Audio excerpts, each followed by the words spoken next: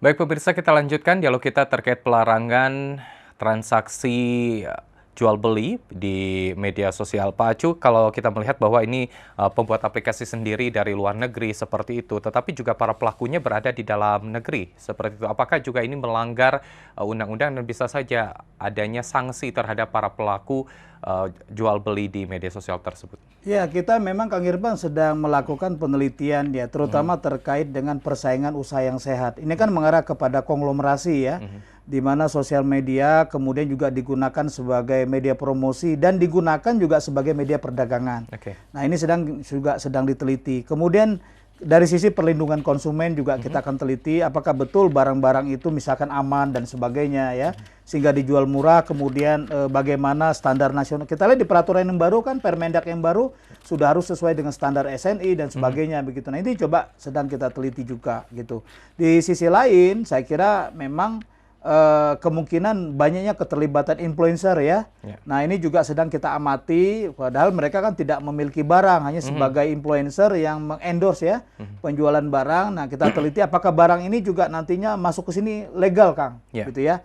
Ya bisa saja barang itu murah karena misalkan ilegal dan tidak melalui prosedur kepabeanan yang resmi.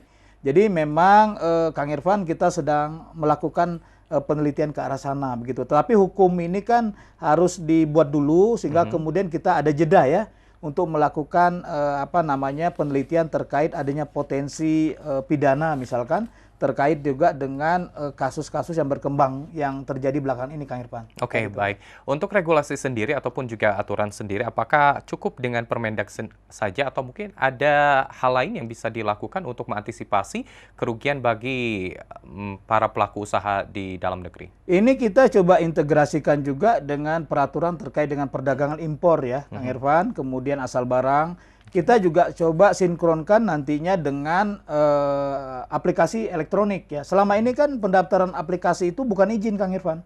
Jadi kita bisa mendaftar di Kementerian Kominfo di Direktorat Aptika, itu hanya pendaftaran saja. Nah, kemudian tidak ada verifikasi yang yang cukup intens lah ya begitu.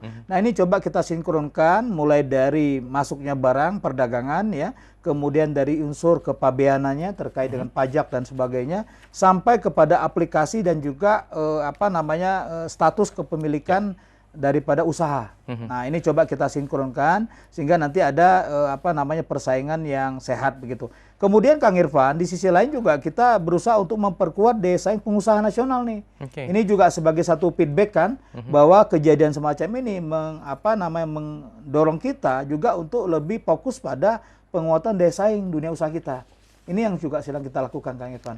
Jadi sehingga kemudian saya kira dari sisi perdagangan diatur secara lebih baik, kemudian daya saing pengusaha juga akan semakin meningkat.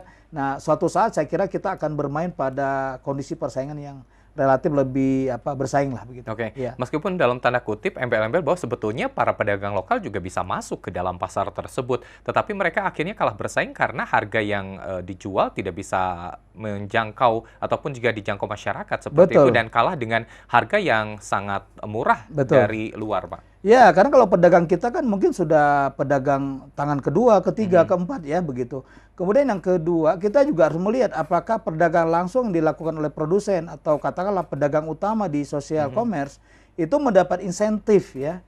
Nah, mungkin saja ini terindikasi dengan bakar uang, kemudian juga persaingan yang tidak sehat. Mungkin juga ada politik dumping dan sebagainya. Kita kan head to head juga harus melihat bagaimana kondisi insentif dari negara asal barang ya. Kemudian kita juga perlu melihat saya kira hambatan-hambatan yang dialami oleh para pedagang kita ya, termasuk juga jumlah barang yang dipasok kepada pedagang dibandingkan dijual langsung. Ini juga sedang diteliti.